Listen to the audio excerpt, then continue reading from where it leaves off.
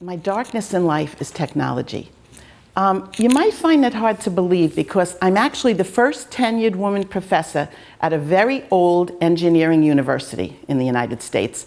And the thing is that I'm in the physical education department, and I'm also the head women's fencing coach.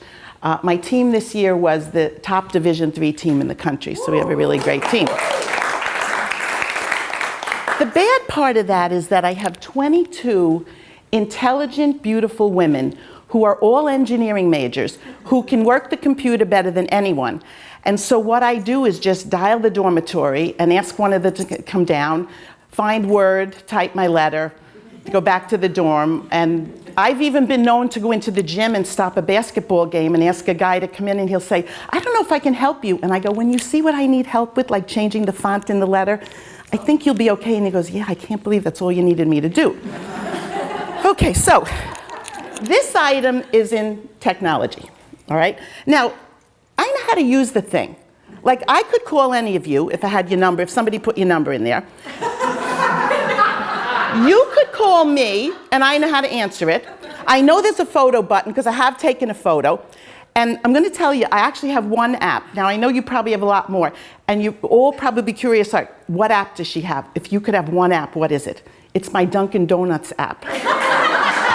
Okay, so I go into Dunkin' Donuts, I order my butter pecan iced latte, and I go like this, bamba, and then it just automatically puts money on it. Of course, I didn't put it on there, someone put it on, but my husband always goes, "Why do you not just bring money?" I said, "I'm getting free lattes all the time." And I have to say, last night somebody put on the NBC sports so I could watch the fencing in the Olympics. So I have two now, so I'm pretty happy.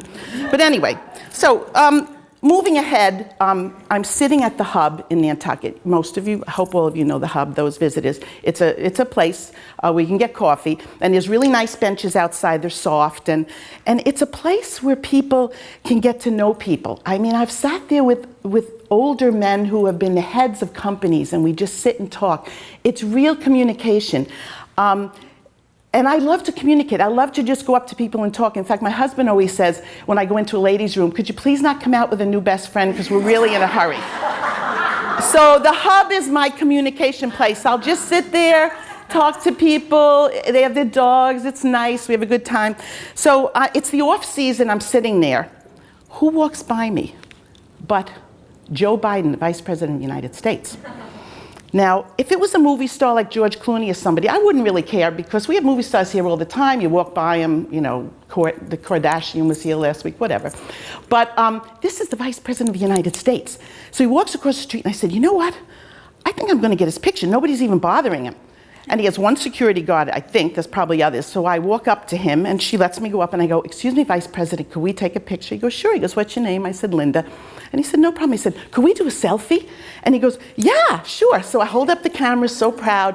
And he goes, "Linda, you know you're taking a picture of the street and the dog?" And I went, "Doesn't it automatically take a selfie?" He goes, "No." He goes, "You have to press the selfie button." I go, "There's a selfie button on the phone?" He goes, "Yeah, I'm getting chills just thinking of it. It was so weird."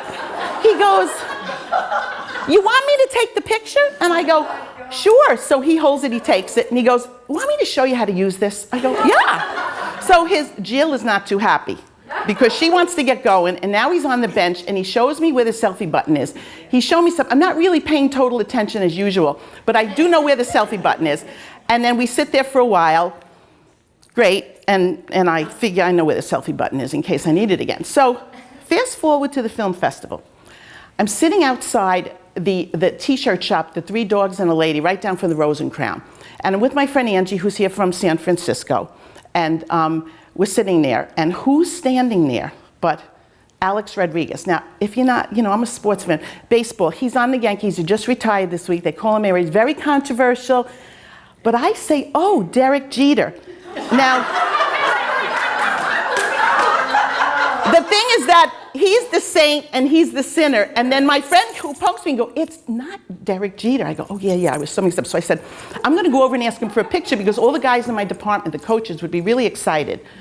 to have me have I'm going to say he's my friend. So I go over and I go, excuse me, A-Rod, could I have a picture? Could we do a selfie? And he says, sure. So now I remember where that selfie button is. I press the selfie and I'm standing, he's here, but I make the mistake of putting him on the right side. Now, I'm pretty good with my left hand because I'm a fencing coach and I have to teach my students lefty and righty because they have to be able to fence both. So I'm pretty efficient with the left hand, except with the camera. I'm having trouble figuring out how I'm going to press the button. And Joe didn't tell me that with a really tall guy, you got to hold it out. You have to bend it a certain way. How do I get the two of us in this picture? So even if I can find the button, I'm not even going to be able to take it. So I'm having all this trouble maneuvering. I'm going like this. And here I'm standing next to one of the best athletes in the world, and I can't even maneuver my left hand. So his girlfriend or wife is mad now again, the second woman to be mad. So she goes, why don't I just take the picture? So she takes the camera, takes it. I get my picture. I sit down and my friend goes, that's it. You are going to learn how to use that selfie. So the whole rest of the day, we took selfies all day. I took selfies with big trees, small trees, strangers I went up to that looked interesting, store owners, a little art pictures in the art gallery. I was selfieing all day, and I figured, I think I got this selfie thing now pretty good. I think I'm ready. So that night, we go to the comedy night at the film festival, and I go out to the deck and where the drinks are, and who walks in? But Raul Esparza. Now, I told you I wasn't excited about stars, but when it comes to Broadway, I go to Broadway every week. A Broadway star to me is somebody I'm going to be really excited about. He's a Broadway star. He's also on TV. But I'm just thrilled that he's there. So I said, oh, this is it. This is it. I prepared myself a long time for this moment. So I go over to him, and I go, excuse me, Mr. Esparza, could we do a picture? And he says, sure. I said, could it be a selfie? And all my friends go, no, we'll take it, we'll take it, we'll take it. I go, no, it's not a selfie unless I take it myself. That's what makes a selfie. So I go over to him, and he goes to me. He says, would you like me to adore you for this picture?